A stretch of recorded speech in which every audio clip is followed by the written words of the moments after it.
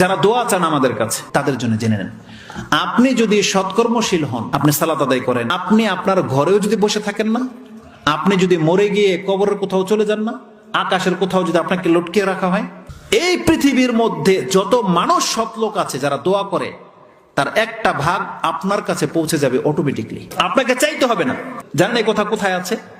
ইমাম মুসলিম তার সালাতের অধ্যায়ে এই কথাটা এনেছেন, হাদিস নাম্বারটা 783-তে রয়েছে। নামাজের মধ্যে যারা আত্তাহিয়াতু পড়েন, এই আত্তাহিয়াতুর মধ্যে কি আছে, কি বলেন আপনি আল্লাহর কাছে? আপনি প্রথম আল্লাহর প্রশংসা করেন, তাই না? আত্তাহিয়াতু লিল্লাহি ওয়াস সালাওয়াতু ওয়াত তাইয়্যিবাত। তারপরে দোয়া শুরু হয়, কি হয়? আসসালামু আলাইকা আইয়ুহান নাবিয়্যু ওয়া রাহমাতুল্লাহি ওয়া বারাকাতুহু। প্রথম শান্তির দোয়াটা, বরকতের দোয়াটা কাকে করা হয়? রাসূলকে করা হয়। তারপরেই যখন দোয়া করার সুযোগ আসছে তখন কি বলতেছেন? ওয়াসসালামু আলাইনা ওয়া আলা ইবাদিল্লাহিস সালিহিন।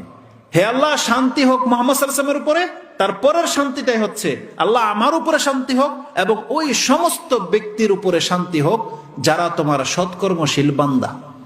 যখন কোনো ব্যক্তি নামাজের মাধ্যমে এই কথাটা বলে, পৃথিবীতে আকাশে হোক জমিনে হোক যেই জায়গায় আল্লাহর সৎকর্মশীল বান্দারা আছে তার আমল নামায় আল্লাহ সেই দোয়া পৌঁছে দেয়। সুবহানাল্লাহ।